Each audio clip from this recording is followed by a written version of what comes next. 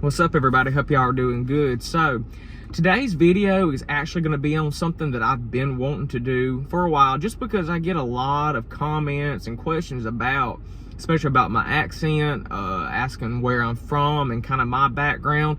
And so I kind of wanted to make a video today to give like an open and honest review of what it's like to live in the South and to be from the South. Especially me, because I was born and raised in the same small town up in the upstate of South Carolina in the Blue Ridge Mountains, the Appalachian region. So especially the area that I'm from, yes, we are in the South, but being in Appalachia, we have our own culture almost. So we are kind of different than the rest.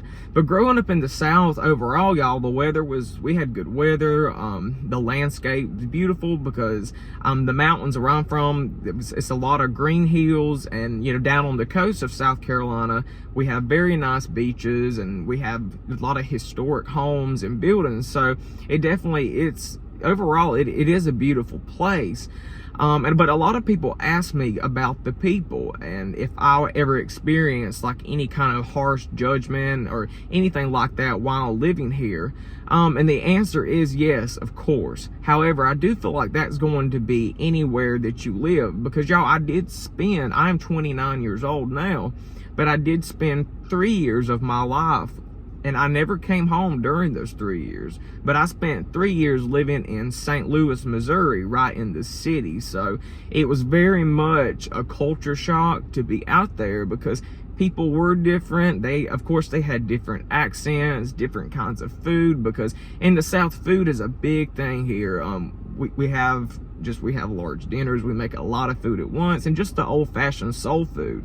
And then out there in the Midwest, they had their own different kind of things they used to like to eat that were completely different than us. And also they had a way of presenting themselves and interacting with people in the public than the South did. Because in the South, yes, we do smile a lot at each other. We do say hey. We always speak for the most part. And out there, it was just kind of different. People were not just mean out there, but they were not as friendly as they are here in South Carolina.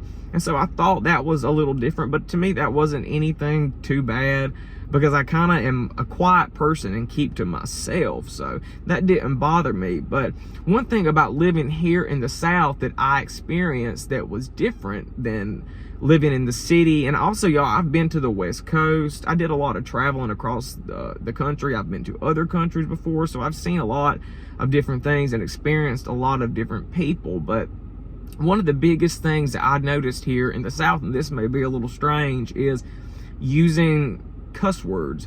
Because here people do cuss, but it's something you only do in the privacy of your own home. If you're out in public or whatever and people hear you say a bad word or whatever, or anything like that, it is frowned upon, and they tend to find that very offensive. To where when I was living out in the city, people were very open with their language, and that was kind of strange to me, because I just really had never heard people openly say words like that. And so it was kind of strange. And people in St. Louis, the way they interacted with each other, to me at first came off kind of rude, because they were very straightforward. Because here in the South, it is a thing where, like I said, you are friendly to people to their face, but it is very common that you are talked about behind your back.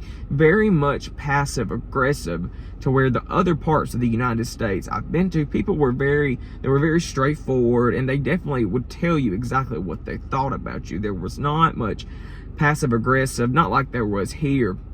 And also, one of the biggest things, and this is probably the biggest one, is the churches out there, and the churches here in South Carolina. Here, y'all, it's a very small town, but there is almost a church on every corner. I swear there is more churches than there are people.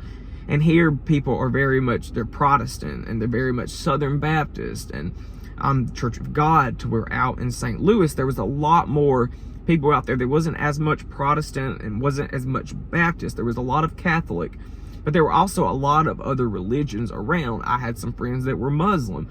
I had some friends that were Buddhist, and meeting them out there and being introduced to them and seeing the way they lived their life was very different than what I was used to growing up in a very strict Christian home. And I thought it was so fascinating. I was very open-minded to learning about it. I was very curious. I asked a lot of questions, and I just found it to be so fascinating of how they lived in their beliefs. And I had a lot of respect for it, and still do to this day, because in the South, people are not very, not everybody is bad, y'all. Not everybody here is closed-minded by any means, but there are plenty that are. Me being a gay man, and, when I lived in the South, I mean, people used religion to back up their homophobia, and just for the fact that they personally didn't understand it or didn't like it, they would use the Bible and Bible verses, to try to condemn how they live. They would condemn people who they believe condone other homosexuals. And, so like I said, they really, for a while, they gave me a bad taste of religion. And, even to this day, I am more spiritual. I definitely have my own beliefs. And these beliefs were formed not only from my background as a child, but also from the people that I met that were different than me. I really kind of am set in my own beliefs now. I'm very accepting of others and other people's religion. I don't really think there is one straight path like how I was taught growing up. Growing up, anybody who was not Protestant or who was not Baptist, a lot of those people were, they would be told that they were going to hell. And, it's very sad because they would really scare people into trying to believe. And it was kind of almost like a control thing. And, I look back on that, and I'm glad that I'm away from that mindset, because yes, y'all, I was told many times that I was going to hell. And unfortunately, a lot of that was from my own family. My family had a very, very hard time accepting my lifestyle. I made a video on my coming out story, so you can watch that. It was my very first upload, and it did very, very well. And so, when I was out in St. Louis, it was a lot more common. I saw a lot more gay people, and it was a lot more normalized there, and people were a lot more accepting than they are here in the South. And yes, y'all, I have moved back to the South. I moved back it's been a year and a half, and it was hard coming back. Yes, some aspects of being here are nice. It's nice to have the warm weather, all the greenery, and, have the beaches and the lakes. But kind of the culture that I got used to living more out west, it definitely was hard to adjust back, because here, yes, I feel like I cannot be as open and honest with who I am. I feel like I have to keep it to myself. But, all in all, I really, a lot of the people around here, I've learned to adjust because I grew up here. And it's, to me, it's really nothing different. But overall, y'all, my experience being here has been good, but it also has been bad at the same time. The small town that I grew up in, there was a few openly gay people, I, myself included. I came out at 17, but there was also a lot of closeted men, a lot of closeted women out here. And, people would download Grindr, and they had to be very discreet. A lot of them were married. And the reason why they married to the opposite sex was because that's what they were expected to do.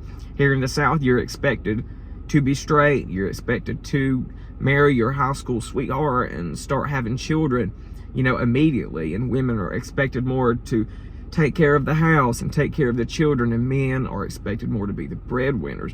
And so that's how most people here, they live their life. There's not a lot of diversity here in the slightest. And the openly gay people in the community that I grew up with, they kept a kind of a tight group together.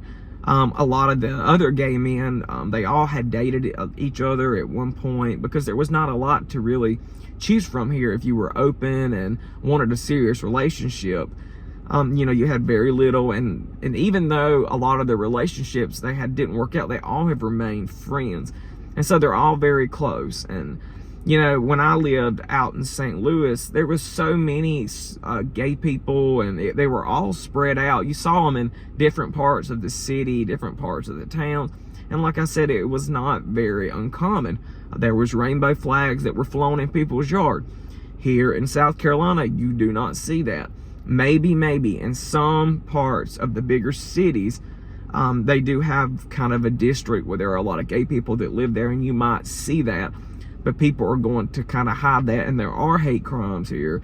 which I'm sure there are, and I mean, I know there are in other parts of the country, but here, a lot of people, if you fly a rainbow flag or anything like that, people will come tear it down. I know personally, it happened to my cousin, him and his husband. They had a rainbow flag and somebody took it down, they burned it, and you know, it's really sad. But the bad thing is ignorance it runs wild here. A lot of people, they're just ignorant, but they don't care to learn other lifestyles or how to be accepting of others, because there's so much set in their ways and they believe they are right, and they believe you have to be like them in order to live a happy life, or to experience heaven after you die and be close to God. And you know, it's like I said, you know, it's very sad, but there are some good people here. There are some that are accepting.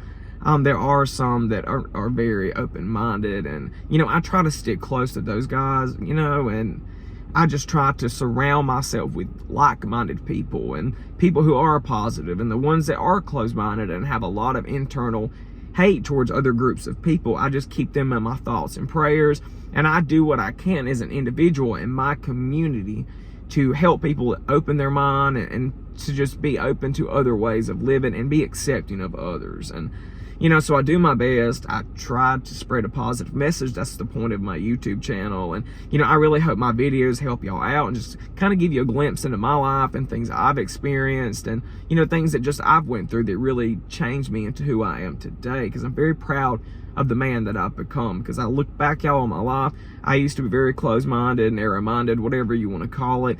And I, you know, happened to break out of that, and it was a blessing. I kind of broke a family curse, I guess you could say. And so guys, thank you so much for supporting my channel. Like this video, subscribe. I'll have another video out in a few days, and I hope y'all have a wonderful week. Wish you all the best, and I'll see you next time.